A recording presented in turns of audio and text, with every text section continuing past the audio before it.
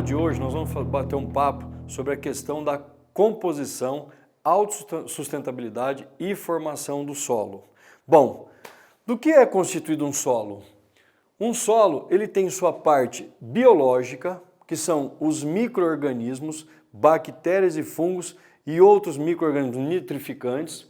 Tem sua parte química, que seriam os nutrientes, tanto orgânicos e inorgânicos, e sua parte física, que seria a granulometria do solo. O que é isso? O tamanho dos grãos. Então você tem solos com uma granulometria maior, uma granulometria menor. Isso pode facilitar ou dificultar a percolação da água no solo e o crescimento do sistema radicular. Bom, temos ainda a formação natural dos macronutrientes, que são aqueles nutrientes, aqueles compostos inorgânicos que o vegetal precisa em maior quantidade, como é o caso do nitrogênio, do fósforo e do potássio. E temos micronutrientes, que são aqueles nutrientes que o vegetal precisa em menor quantidade e, geralmente, a concentração de micronutriente varia de bioma para bioma.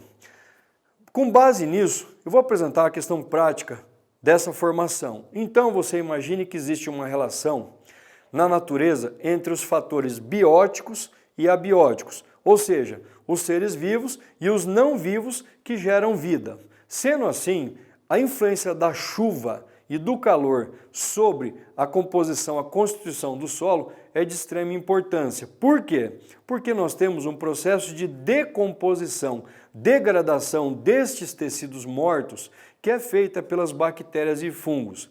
À medida que esses tecidos vão sendo degradados, como é o caso desta folha, que está em pleno processo de degradação, nós percebemos que o tecido constituído por compostos orgânicos deixa de ser considerado como tecido e passa a ser considerado como matéria orgânica. Lembrando vocês que essa folha um dia foi um ser vivo e hoje ela está sendo degradada, ela vai se desintegrar e vai o quê? Compor o novo solo que está surgindo.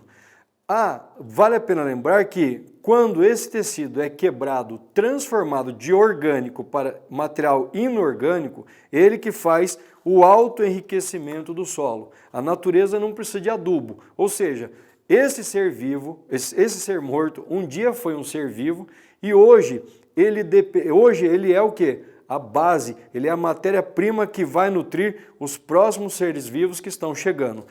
Com relação à granulometria, nós temos aqui um solo extremamente fibroso.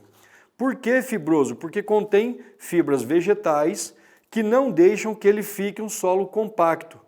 E ele estando fibroso, isso facilita muito o crescimento do sistema radicular. Outra coisa, a degradação de todo esse material, ela vai ser uma fonte muito rica em composto nitrogenado. Esse composto nitrogenado faz o mesmo papel que um esterco ou um adubo faria numa horta orgânica. Só que a natureza mantém o seu ciclo, degradando esse tecido, transformando ele em macro e micronutrientes, promovendo o seu autoenriquecimento e assim a floresta tem sua continuidade.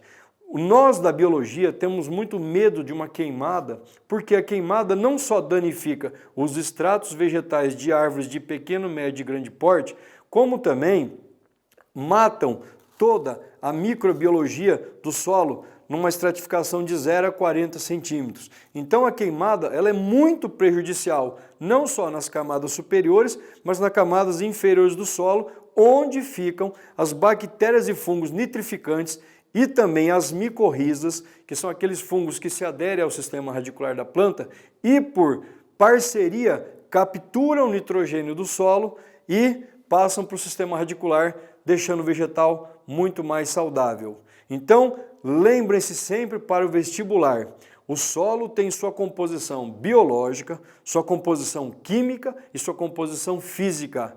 Essa questão do solo é extremamente dinâmica, ela oscila de acordo com o comportamento do meio. E isso está relacionado com as 4 estações do ano, está relacionado com a temperatura, com a umidade e com o nível de insolação. Portanto, cada bioma possui um solo específico diretamente relacionado a sua degradação dos elementos vegetais e animais ali decompostos. Até a próxima aula, pessoal!